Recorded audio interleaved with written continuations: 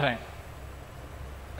मैं अभी वहाँ से सुबह निकल चुका हूँ लाहौर से, और अभी हम जा रहे हैं इधर इस्लामाबाद हाई कोर्ट में पिटीशन दाखिल कर रहे हैं। मुझे यहाँ हम सस्पेंड करवा देंगे इस्लामाबाद हाई कोर्ट से।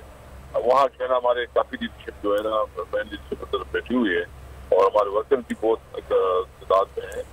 तो देखो ये मुसलसल जो है ना इस किस्म की हरकतें करके इन्होंने मुल्क को हैजानी की फीस में रखा है। मुल्क को जो है ना रोजाना जो सिचुएशन थोड़ी भी नॉर्मल हो जाती है, फिर हुकूमत खुद ऐसी इंतजाम करती है कि मुल्क में स्टेबिलिटी ना आए।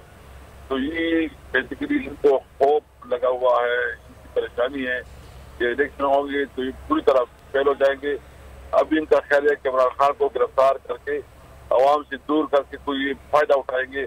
अलबत्ता अगर इमरान खान गिरफ्तार हो जाए तो ये उससे ज्यादा खतरनाक हो जाएंगे। तो असद साहब, ये अभी आपने कहा कि दूसरे जो वारंट हैं उनको मुअत्तल कराने के लिए आप लोग जा रहे हैं अभी अदालत, पहले तो हो चुके हैं, उसके बावजूद पुलिस बज़िद है कि आज गिरफ्तारी करनी ही करनी है।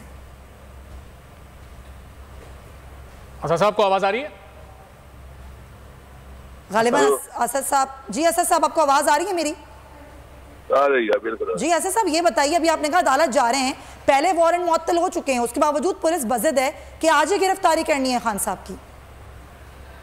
नहीं, वो बहरहाल वो जो बज़िद है फिर देखेंगे, अगर कानून के मुताबिक तो फिर हम भी अपना रास्ता लेंगे। अगर वो कानून का एहतराम नहीं करते तो हम पे भी लागू। तो असद साहब अभी कब तक पहुंच जाएंगे आप अदालत? आप लोग जा रहे हैं वारंट मुअत्तल कराने, कितना वक्त लगेगा आपको पहुंचने में और ये पूरी कार्रवाई होने में? असद कैसर साहब बहुत शुक्रिया, पाकिस्तान तहरीक इंसाफ के सीनियर रहनुमा मौजूद थे। आवाज